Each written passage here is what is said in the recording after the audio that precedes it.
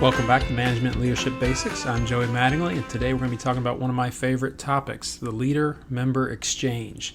This refers to the relationship between a manager and an employee. The learning objectives for this video are to describe the importance of a strong manager-employee relationship and identify challenges for employees within the out-group. How many of you would wear this shirt? How many of you would actually wear it and really mean it? I know I've had some amazing bosses in my life. I've also had a few bosses I could have done without. And I've probably been this boss, and I've probably not been this boss to many different people. But obviously, I'm sure you can probably all think about someone who you've worked for that you'd certainly support this kind of sentiment. When I use the term manager and employee, I'm referring to a person who is above another set of people. So in this case, you see a manager over maybe 5 different employees. So it shows a vertical relationship. In order to describe this relationship, the Leader-Member Exchange model has been developed. It was originally called the vertical dyad linkage. So you can think about that 2-person relationship dyad and then the vertical nature of it in the organizational chart. So again, as you think about the hierarchical structure of most organizations, we have employees that report to managers. And that connection between them, or that interpersonal relationship between that employee and direct supervisor, can have a real big impact on how an employee feels about his or her job. So how do you measure LMX? One common way to do it is with a survey called the LMX7. You can see some of the questions here. Things like, do you know where you stand with your leader? Do you usually know how satisfied your leader is with what you do? How well do you understand your job problems and needs? How well does your leader recognize your potential? Regardless of how formal authority he/she has built into his or her position, what are the chances that your leader would use his or her power to help you solve problems in your work? Again, regardless the amount of formal authority your leader has, what are the chances that he or she would bail you out at his or her expense? I have enough confidence in my leader, I would defend and justify his or her decision if he/she were not present to do so. And how would you characterize your working relationship with your leader? So you can see these 7 questions based on how you rate, and it's kind of like a 5-point Likert, if you will. You got from agree, disagree, or from extremely ineffective to extremely effective. So you can kind of see how it gets rated. And based on how employees score this particular item, that's one particular way that we try to look at the strength of that relationship. So you can see it's self-reported. So it really matters like how the employee feels about their boss. So why is it important? First, let's think about the in-group. The in-group describes this high-quality relationship between the manager and the employee. So as you can imagine on that LMX7, they're answering all the things like my leader is highly effective and things like that. These employees often are high-ability employees or high-performing employees. The manager may also assign more challenging tasks to these employees and give them extra attention. Conversely, you have the out-group. This refers to that low-quality relationship between the manager and employee. The employee may be, have lower abilities, maybe a poor performer, and the manager may often assign menial work or give less support.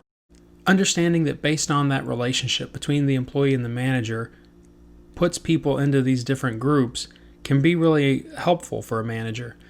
While you can't always determine how every employee is going to feel about you, you can certainly think about the employees that you don't have a good relationship with. You've got to recognize that just assigning them more menial work or not providing them attention may cause additional problems and may impact their job satisfaction, make them want to leave the organization. So just being cognizant and aware of your relationships with different employees throughout your company is really important. So is it bad to have a pet on a team?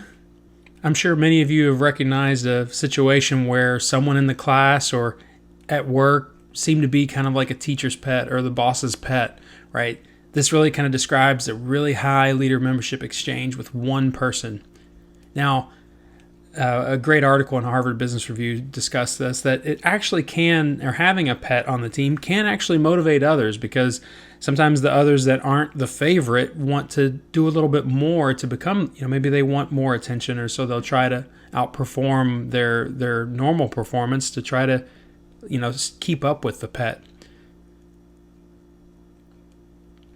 But one caveat is that you have to have a climate of fairness at work. So if someone is a pet, and again, quote unquote pet, is you see this really high relationship with the boss, and it doesn't seem fair, or it seems like the boss is picking and choosing the good things and ignoring the bad things, that actually can be a detriment. So it's really only going to be motivating if everyone there feels like it's fair, feels like the person who is that favorite really deserves it because they work really hard, versus someone who's just the favorite because, I don't know, think about some of those things that maybe the boss, likes them for, different reasons that may be more of an HR problem. So it can certainly have a negative effect.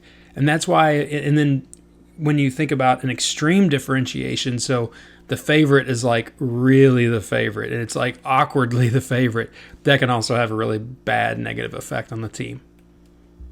Building strong relationships between the manager and employee can do a lot for an organization.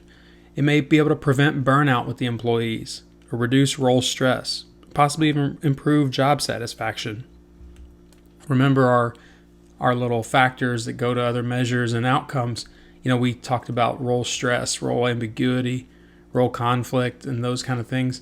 We talked about how we might measure things like job satisfaction or their actions, and that may lead to turnover or productivity, customer service. So having stronger relationships allows employees and managers to have good conversations and reduce some of those ambiguous things that come up at work, or reduce the conflicts, or if you do have a conflict, because you've got that strong relationship, you're not walking around on eggshells. You can actually just go to your boss and have that a direct conversation. And that can reduce job stress for the employee. So lower job stress may lead to better satisfaction for that employee. They may be more likely to stay around and be loyal to the organization, less likely to leave, and less turnover. So what do you think? Send me any comments or questions to my email, and obviously if you have any questions or comments that might be good for public debate, be sure to shoot them out there on Twitter. If you're not enrolled in the class, feel free to leave a comment down below, and if anything that may be good for the course, I'll be sure to share with the class.